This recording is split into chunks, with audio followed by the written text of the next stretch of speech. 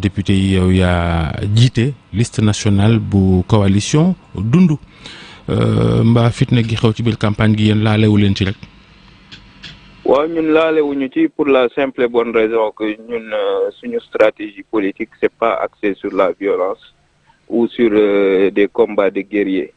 suñu stratégie politique bi ñu tàmbalee politique ba tey ñu ngi ko teg ci yar ci teggin ak aussi ci projet programme vision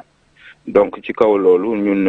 je pense que ku ñu gis xam ne aussi ku gis suñu campagne ñu ko doxalee boobu ba tey dégg ngeen ñu ci journaux de campagne yi mosoo leen ñu dégg ñu wax ci nit wala ngeen ñu wax ci leneen loo xam ne lu dul vision programme ak problème mu sénégalais yi donc bu ñu gisee violence yi fi am daf ñuy xaw a jaaxal lool di ko naqarloo aussi parce que problème boo demee ci gox-goxaat yi di nga gis problème yi nga xam ne ñi moom la ñuy jànkoonteel foofu après tu te demandes est-ce qu'il y a de la place pour autre chose que les solutions aux problèmes des Sénégalais. Donc violence yi fi am des combats de guerriers il faut qu'on rappelle à tout le monde que Sénégal du ring boo xam ne boxe lañ fay def wala du combat de gladiateur wala film western. Donc je pense qu'il est temps que tout ça s'arrête parce qu'à la fin de la journée dund nañ fi 3 ans yoo xam ne dafa doy waar lool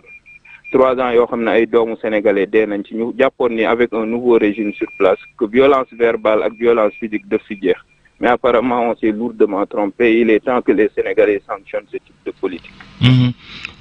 bu ñu seetloo nag ñi nga xam ne ñooy waa Pastef seen coalition te premier ministre jiite ko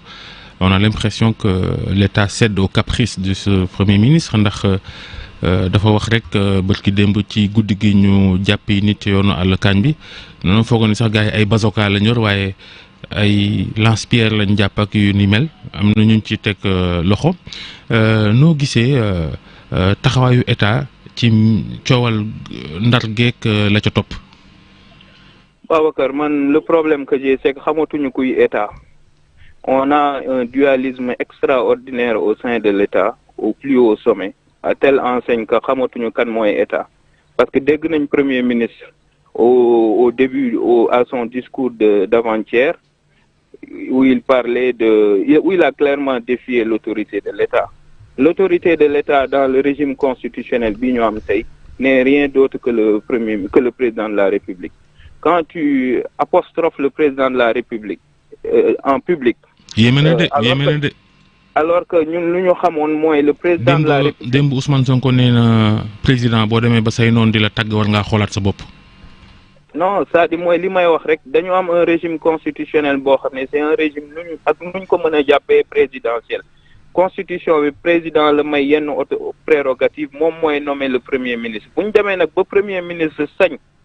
défier l'autorité du président de la République en public ne ko boo jëlul say responsabilité ma jël samay responsabilité sens inverse bi la ñu tàmmoon di dégg donc bu ñu demee ba yegg foofu ça veut dire que on a un dualisme extraordinaire au sein de l'État boo xam ni mais man lu ma ci gën a jaaxal aussi même ci discours premier ministre boo xoolee tu as un dédoublement fonctionnel qu'on ne comprend pas parce que da nga koy dégg tantôt mu wax en tant que premier ministre tantôt mu wax en tant que chef de parti ba pare yenn saa il dit une chose et fait le contraire parce que quand tu dis que le ministre de l'Intérieur le ministre de la Justice sont des autorités politiques waaye ñun duñu leen pousse ñu def loo xam ni day dem à l'encontre de la légalité républicaine mais en même temps le lendemain nga ne ce discours porté na effet parce que la nga waxoon tax na ñu jàpp 70 personnes donc alors on se retrouve dans une situation très ambiguë. lu yéeme Georges Déthié Diop. Est-ce que fallait pas s'y attendre surtout ci début campagne bi ak kaddu yi nga xamante ne ab kilifa politique bi féetewoo ci Pastef yëkki woon na ko donte sax après def na marche arrière di woote nit ñi ñu gën ak seen i jaase ki seen i paaka. Non, on pouvait s'y attendre, mais man damay dem plus loin sax. On pouvait s'y attendre depuis la campagne présidentielle. Parce que le slogan de campagne, c'était Diomaye mooy Sonko, Sonko mooy Diomaye. Alors, Sénégalais yi ñoom ñoo voté loolu ñoom ñoo nangu que Diomaye mooy Sonko, Sonko mooy Diomaye. Et à partir de ce moment-là, le président de la République bu génnee ne bu kenn def violence ñun dañu jàppoon ni que dafa ñaan Sénégalais yi nañu dem ci campagne bi ci jàmm ak teraanga. moom dañu jàppoon ni comme Diomaye mooy Sonko mooy Diomaye le président de la République bu ko ñaanee Sénégalais yëpp Sonko loolu lay doxal mais dañu gis ni doxalul loolu ci discours am ci discours bi doxalul loolu donc finalement violence yi président de la République doon daw au début moom la ñuy dund léegi et donc ça pose clairement le problème de comme ni ma ko waxee des relations au plus haut sommet de l'État. Est-ce qu'il y a madame, est-ce qu'il y a pas deux poids deux mesures ci arrestation ñi nga xamante ne ñoom lañ jàppee ci nee nañ kilomètre 50 et au même moment on a vu sur des vidéos yi nga xamante ne ñu ngi fës ci internet ay nit yi nga xamante ne ñu ngi ci caravane Ousmane Sonko te génne jaas yi yor fetel. Allô? Oui, alors dama ne est-ce qu'il y a pas deux poids deux mesures ñi nekkoon ci caravane sàmm sa kàddu ñu arrêté seeni oto am ñi nga xamante ne arrêté nañ leen ñu ne yor nañ ay lance-pierre ay yeneen xeetu nganaay alors qu'au même moment avant ça on a vu sur des vidéos ay yeneen i garde du corps yi nga xamante ne génne nañ jaasi bu yor sax fetel ci beneen caravane ba. Deux poids deux mesures loolu kañ moom je pense que ak nuñ ko mën a xalaatee on peut pas dire que y a une neutralité républicaine. Parce que ñun jàkkaarloo nañu ak cortège yu président Ousmane Sonko bi ñuy dem Podor bi ñu ne Podor suñu ñaari cortège jàkkaarloo nañ mais da ngay gis cortège bi nga gis ci ay gendarmes nga gis ci ay les forces de défense de l'État loolu. déjà GIGN deux poids deux mesures moo fa am c'est soit da nga naan candidat nga wala nga ne premier ministre déjà loolu mooy mais lii ci des mooy. Sénégal tàmmaguñu situation boo xam ni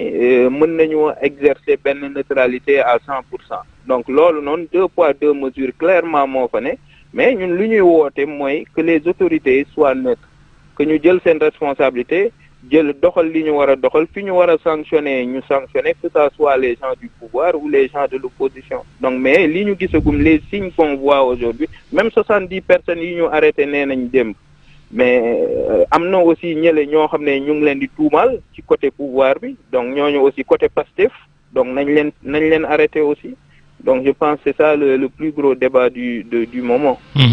Seen coalition Dundu yéen a ngi kon waaj ñaari fan des ci campagne bi Dundu sax moom lu tax ngeen tuddee ko noonu maanaam. waaw dundu mooy rek mettre l'homme au centre buñ xam nga nit ñi dañ koy wax tout le temps ne il faut mettre l'homme au centre mais c'est quoi le contenu de mettre l'homme au centre le contenu ne devrait être rien d'autre que permettre nit ñi dund boo xoolee nag dund kii liir bii soog a judd ba kii màgget am na loo xam ne daf ko soxla dans tous les cas et état dafa war a taxaw loolu am ko dund bi mooy lan il faut que nit ki bu xiifee lekk bu feebaree faju am ci dëkk ci dëkkuwaay yu sell ba pare xale yi mën a jàng am éducation am xam-xam am formation am métier mais gannaaw ba ñu jàngee ñu mën a liggéey am koom-koom lu doy lu ñu leen di fay ba pare ñun ñëpp ak âge bu ñu mënti dollu ñu toll bu ñu mënti toll ñu dëkk ci kaaraange donc dundu c'est ça qu'est-ce qu'on doit mettre en termes de vision ak contenu pour que sénégalais bu yeewu am impression que moom mu ngi dund bu sell. Donc lii ma wax nii mooy loolu ci kaw loolu la ñu tuddee suñu coalition dundu leneen et puis dañu bëgg sénégalais yi dund leneen parce que li ñu fiy dund boobu ba tey je pense que ba tey permettre ñu sénégalais yi parce que boo demee dans le monde rural mais da ngay jaaxle parce que ba tey les gens tu as l'impression qu'ils vivent oui mais lu tax ñu war leen a gëm yéen mën ngeen changer dundu nit ñi parce que bi assemblée nationale Sénégal ba léegi musuñu changer dundu sénégalais yi assemblée la yitteel député yi mooy toujours wàllu politique ñi féeteeg nguur di jàllale ay lois yu leen di président di envoyé te duñ ci am benn sikki sàkk di régler ay problèmes politiques parce que sax nee na bu amee majorité dina taxawal haute cour de justice ngir dugal ci kaso ñu àndoon ak Macky Sall te luubal ay réew mi voilà li ñu seetlu loolu la ñu seetlu ci assemblée nationale Sénégal ça n'a jamais changé la vie des Sénégalais. Non, tonton nga cette question, la réponse elle est simple. C'est que jusqu'ici on a donné la primauté à la politique, aux acteurs politiques. Et donc moo tax ñun lu ñu jàpp mooy il faut une parenthèse apoliticienne. Une parenthèse apoliticienne qui va empêcher les acteurs politiques d'être à l'Assemblée nationale pour leurs intérêts partisans. Madame yaa ngi song sunu escalier yi de mooy nga pose foofu deuxième toog ci sées bi moo gën sinon di nga xëxët. waaw d'accord. waaw donc lu ma doon wax rek mooy que ni Sénégal dafa soxla parenthèse apoliticienne politique moo tax Sénégal yeggul fa mu war a yegg donc tey jii nii Assemblée nationale profil la ñu war a tabbee ñi ko war a ne et non pas seen parti bu ñu nekk parce que boo ko defee rek lu mu lay jural mooy que finalement bu ñu fa demee bu ñu indee proposition wala projet de loi bu baax ak ñàkk baax bu dee bokkoo boobu parti rek da nga koy rejeter wala nga accepter ko donc alors que lu ñu war a xool mooy est-ce que amal na njëriñ Sénégalais yi. Justement côté boobu yéen ngeen ne da ngeen bëgg a instaurer une nouvelle assemblée au-delà du profil c'est quoi? Une nouvelle assemblée c'est une assemblée boo xam ne bu ñu fa demee assemblée bii mujj nii ñaata proposition de loi la assemblée dugal ñaata commission d'enquête parlementaire la assemblée def on ne sait pas. amul benn bu ci jox sénégalais yi ñu lekk mbaa ñu naan mbaa ñu def seen poste. amu ci benn boo xam ni réglé na le problème des sénégalais donc une assemblée de rupture c'est une assemblée de compétence ñun loolu la ñu xalaat une assemblée de compétence mooy assemblée boo xam ni dañuy def ay proposition de loi yoo xam ne day changer dundinu sénégalais yi mais loolu pour ñu am ko il ne faut pas qu'on ait une concordance des majorités. Quand je dis concordance des majorités mooy lii premier ministre doon wax avant rek il faut que ñu jox opposition bi ñu jox leen pouvoir ñu jox leen la majorité à l'Assemblée parce que boo ko deful ak loo mën ci def lu baax ñoom bu dee dañu def ci logique partisane finalement boo ko defee tam duñ la ko votel wala seen majorité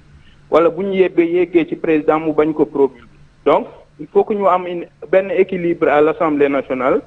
boo xam ne dinañu permettre quand même ñu dugal ay propositions de loi basées sur la compétence basées sur la connaissance des problèmes des Sénégalais pour que incha allahu rabbi Sénégalais yi mën ci gis seen bopp boobaa nag la ñuy am assemblée de compétence de rupture. mais est-ce que yéen doo leen def ni ñenn ñi di def rek boo demagul ngay naan lii lañ bëgg a def lañ bëgg a def waaye boo demee ca biir rek voilà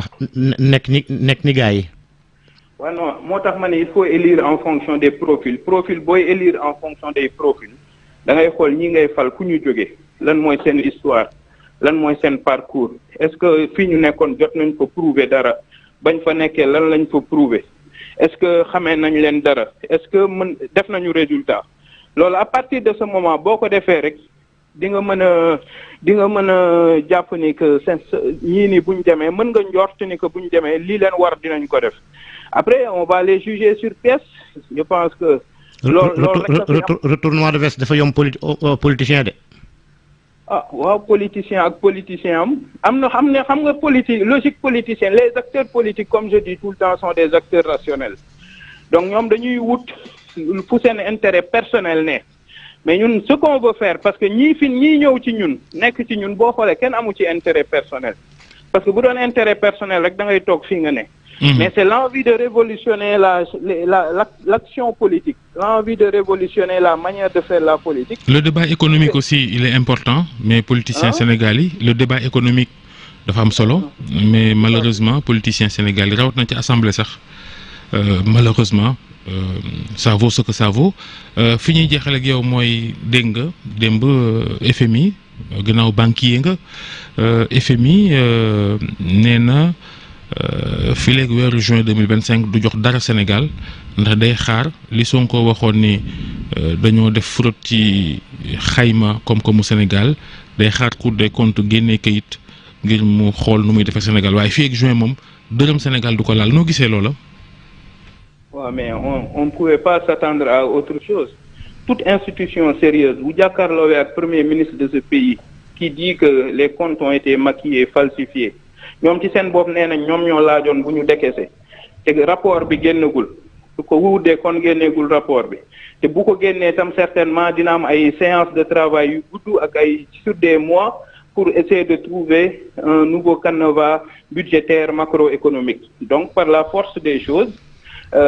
FMI du génnee xaalisam ci lu mel noonu il faut aussi que Sénégal ñu xam FMI institutions yooyu nan la ñuy fonctionner la gouvernance de ces institutions le conseil d'administration de ces institutions ñan ñoo fa toog lan mooy seen intérêt par rapport au Sénégal est-ce que tey jii nii France ak États-Unis ak ñeneen ñoo xam ne ñoom ñoo am doole ci conseil d'administration bi Union européenne lan mooy seen relation ak Sénégal tey est-ce que ñooñu tey bëgg nañ jàppale Sénégal au regard des relations politiques avec nos acteurs politiques donc yooyu yëpp boo ko xoolee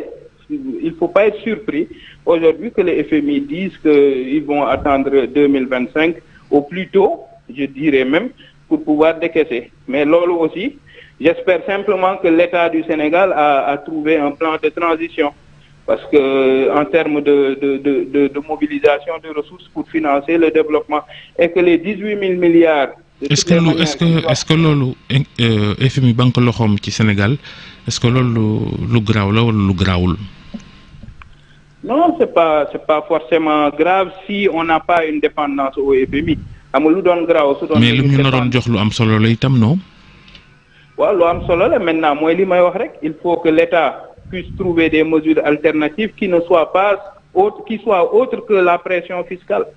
C'est-à-dire la pression fiscale rek mënul combler loolu. Au contraire da ngay tuer say entreprise te boo leen reyee fi nga doon yaakaar finalement ngay gën a yàq. mais est-ce que du diis ci réew mi ndax itam bu FMI joxewul nguur gi lu muy mujjee def moom mooy dem wuti xaalis feneen ci ay leb ci ay taux ya nga xamante ne mooy gën a diis yu FMI. waaw non xam nga moo tax ma ne il faut pas que le gouvernement nous dise une chose et son contraire parce que dañu ne ñoom dañuy wàññi leb bi bu baax a baax léegi ils vont se baser sur les entreprises sur les recettes fiscales ak leneen donc bu ñu waxee loolu ba pare nga bëgg a dellu aussi bëgg a leb pour compenser ce yi nga xam ne ay FMI ak ñeneen ñoo la ko doon jox donc tu te retrouves dans une position de contradiction donc aujourd'hui c'est soit on veut s'endetter soit on ne veut pas s'endetter si on veut s'endetter alors du FMI rek ka fi ne mais en ce moment lu leer ba leer li nga wax sénégalais yi doo ko mën a def.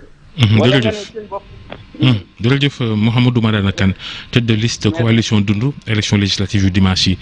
ñu yendu ak jàmm jërëjëf Georges jërëjëf Soxna Naata.